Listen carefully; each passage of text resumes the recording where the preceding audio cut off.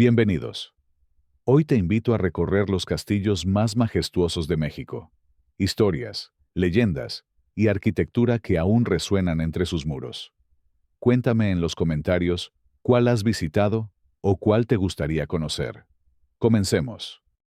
Enclavado en la ladera de la colonia San Javier, en Guanajuato capital, el castillo de Santa Cecilia no nació como fortaleza virreinal, sino como fantasía moderna levantada sobre los vestigios de una antigua hacienda de beneficio minera. A inicios del siglo XVIII, el paraje formaba parte de los terrenos de San Francisco Javier, ligados a los tajos de La Valenciana. Con el declive del beneficio, el sitio quedó semi-abandonado hasta que, en el siglo XX, todavía quedaba un tiro de mina llamado Santa Cecilia, que acabaría dándole nombre al complejo. En 1951, el empresario Manuel Quesada Brandi compró la finca e inició la construcción de un hotel con estética de castillo medieval. Muros de cantera y piedra, almenas, torres, patios porticados, vitrales y pasajes de aire europeo plantados en pleno Bajío. El proyecto abrió en 1952 con apenas 20 habitaciones y pronto se convirtió en un símbolo de la ciudad.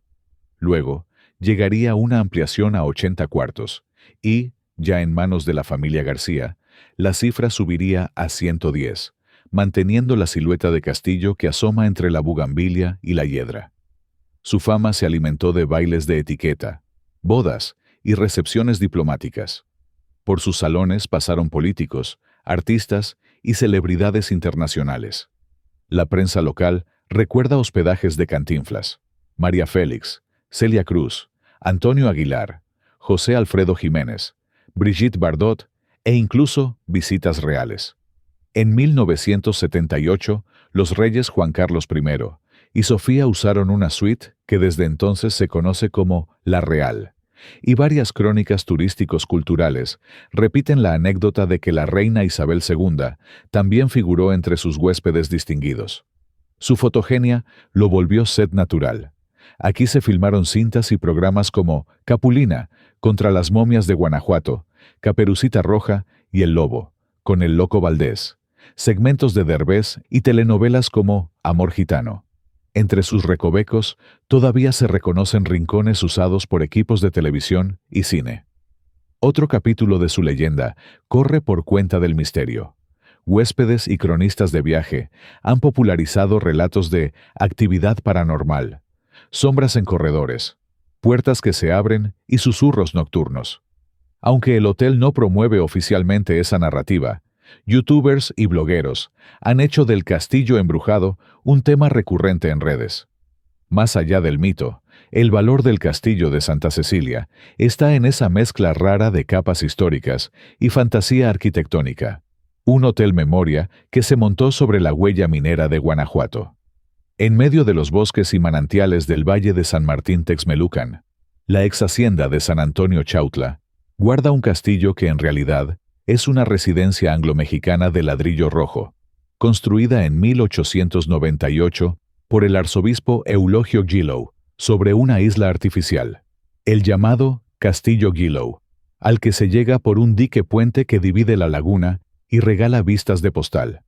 La hacienda nació en 1777, cuando Carlos III otorgó el marquesado de Selva Nevada a Manuel Rodríguez de Pinillos. Fue una de las grandes haciendas cerealistas de Puebla y Tlaxcala, y en el siglo XIX pasó al inglés Thomas Gillow, cuyo hijo Eulogio modernizó a fondo el predio.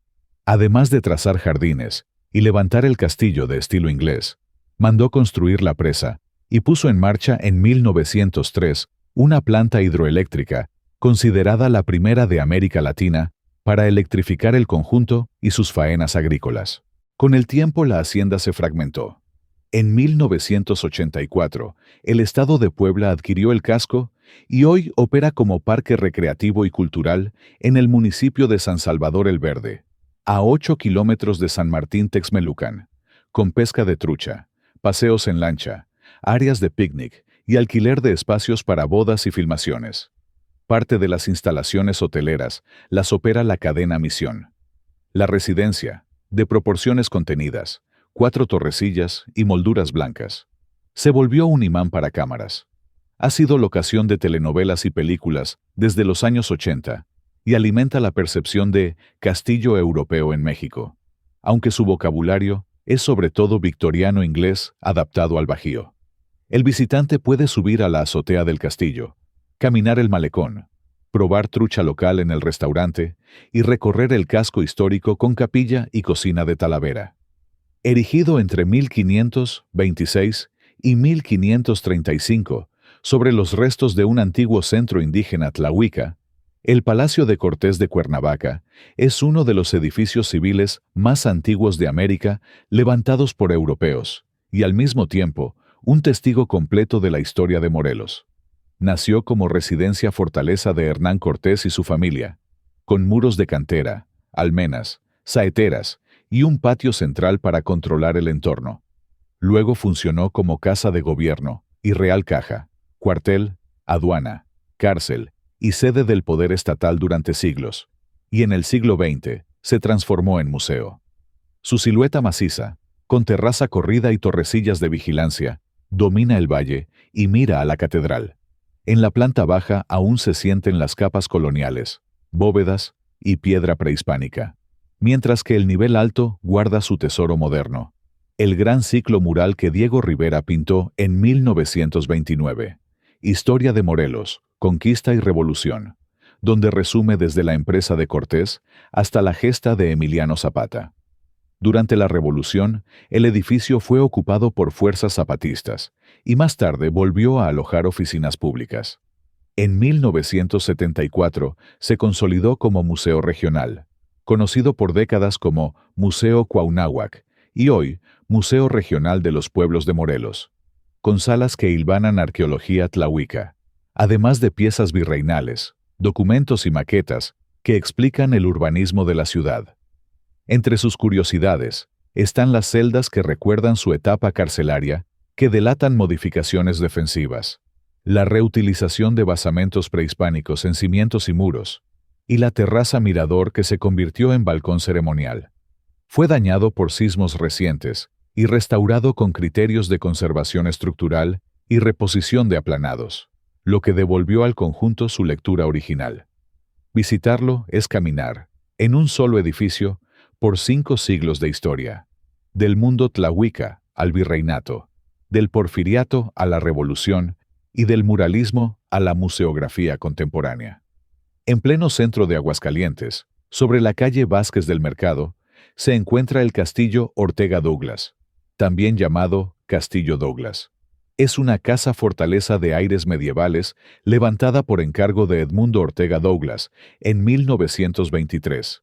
Con proyecto del arquitecto Federico E. Mariscal, y obra a cargo del maestro Refugio Reyes Rivas. Muros de piedra, traída de San Luis Potosí, foso, puente levadizo, almenas, torrecillas, vitrales, y hasta una pequeña laguna le dan su perfil insólito en el paisaje hidrocálido. En la portada luce el lema latino, Amore ne vanitate, por amor, no por vanidad. Guiño directo a la razón de ser del proyecto. Edmundo quiso obsequiar a su esposa, Carmen Llaguno Cancino, una residencia inspirada en los castillos de sus ancestros escoceses. La familia se vinculaba con los Douglas que combatieron por la independencia de Escocia, y en recuerdos de Castle Douglas, cerca de Edimburgo. La historia arranca una generación antes. El abuelo John Douglas, inmigrante escocés avecindado en Aguascalientes desde el siglo XIX, prosperó como empresario. Era dueño de la harinera La Perla, tranvías y electricidad, y habitó el Chalet Douglas, a un costado del solar, donde después se alzaría el castillo. De ahí, el apellido y el nombre del inmueble. La pareja vivió aquí hasta los años 60. Tras su fallecimiento, la casa quedó desocupada. Fue restaurada en 1997 y funcionó un tiempo como bar-restaurante, y en 2015 pasó a nuevos propietarios. El fuerte de San Diego domina la bahía de Acapulco desde una plataforma natural a media ladera y es, quizá, la fortificación virreinal más importante del Pacífico mexicano. Nació como respuesta a las incursiones de corsarios holandeses e ingleses que, entre fines del siglo XVI y principios del XVII, amenazaban el puerto clave del comercio transpacífico. Tras la alarma de 1615, se ordenó levantar una obra permanente para proteger el fondeo de la nao de China y las ferias que cada año llenaban la ciudad de plata novohispana y mercancías asiáticas. La primera fortaleza quedó lista hacia 1617, pero un gran terremoto del siglo XVIII la dañó gravemente y dio pie a su reconstrucción integral a partir de la década de 1770. El resultado es la silueta que hoy reconocemos: una estrella pentagonal regular con 5 baluartes, cordón de piedra, parapetos y garitas que controlan el arco de la bahía y los accesos terrestres. En la Guerra de Independencia, el fuerte se volvió objetivo estratégico. José María Morelos sitió Acapulco entre 1812 y 1813. Consiguió la rendición de la guarnición española, aunque el control del puerto alternó en los años siguientes. Su posición dominante y su artillería explican que, hasta bien entrado el siglo XIX, fuera cuartel, cárcel y aduana, y que durante la intervención francesa y conflictos internos mantuviera guarnición estable. Arquitectónicamente, es una lección al aire libre. Desde la rampa de acceso se aprecia el foso seco y el puente. Luego, un patio de armas que ordena capilla, alojamientos, cocinas y el antiguo polvorín. Las azoteas transitables, hoy miradores, eran plataformas de fuego con amplio campo visual sobre la bahía y la barra. La piedra local y los aplanados de cal le dan ese tono dorado que cambia con la luz del Pacífico. En el siglo XX, tras perder función militar, pasó por periodos de abandono parcial, hasta que fue restaurado y adaptado como museo.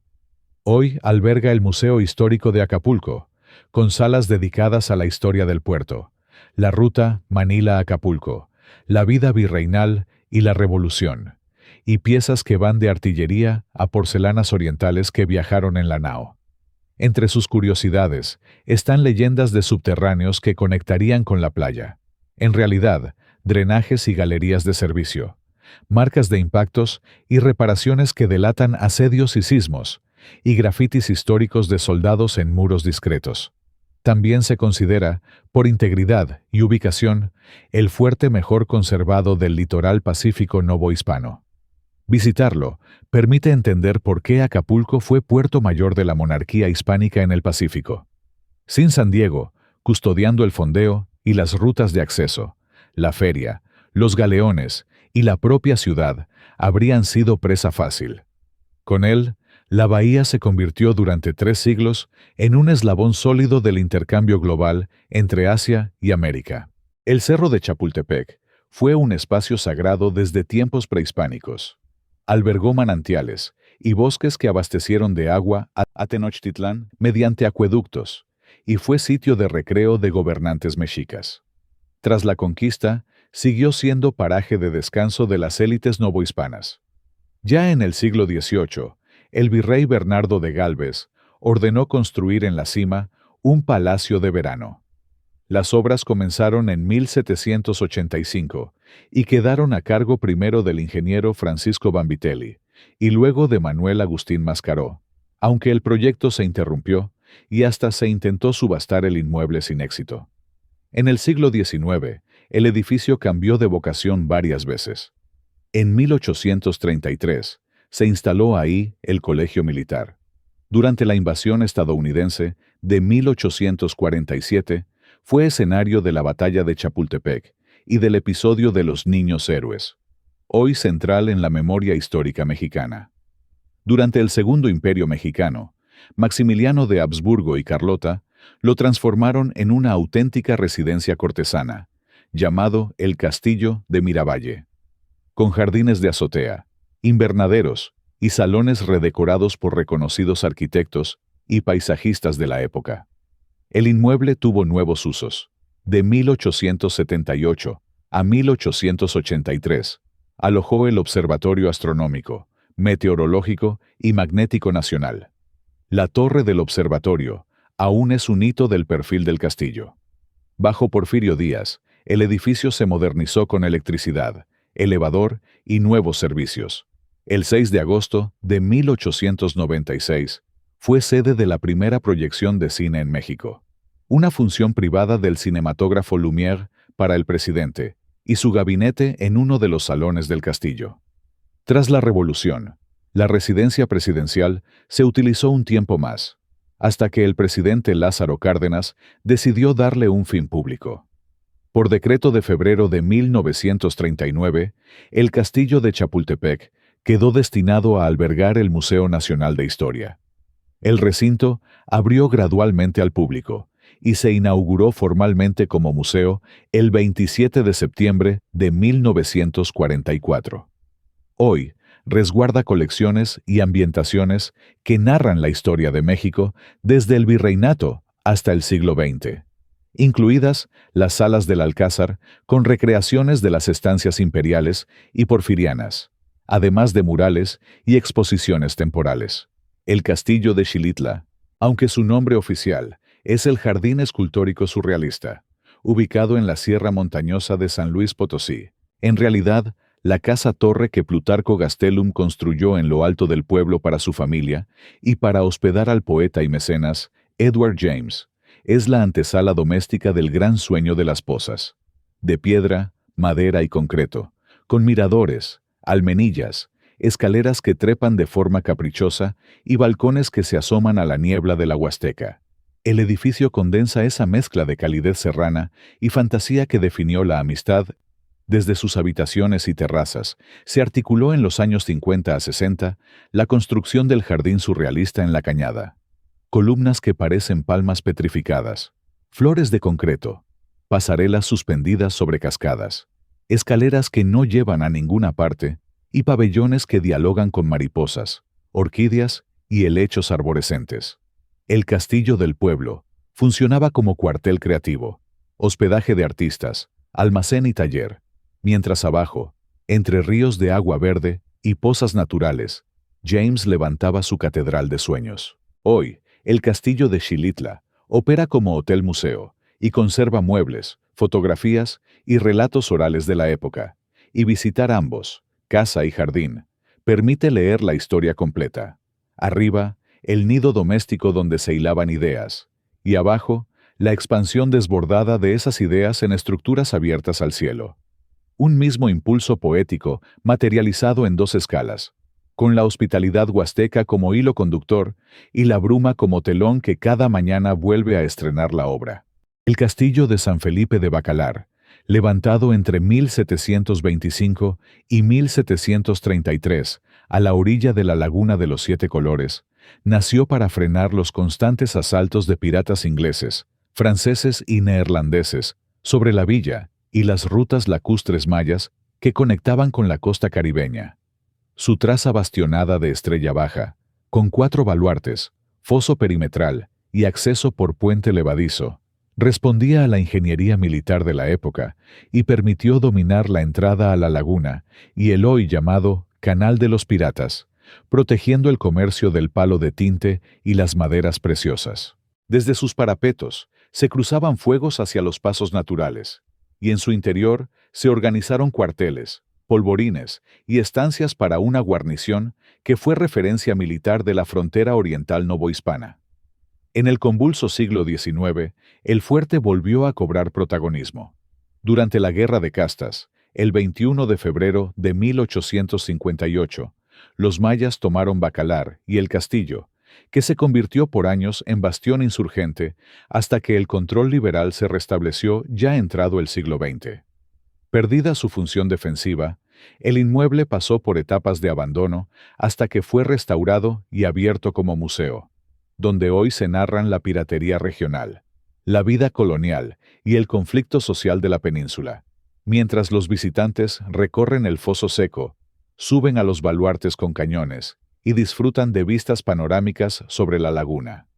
Es, en suma, una fortaleza de piedra y memoria, emblema de Bacalar y testigo de cómo el Caribe, el contrabando y la resistencia maya fueron dando forma a la historia de esta orilla.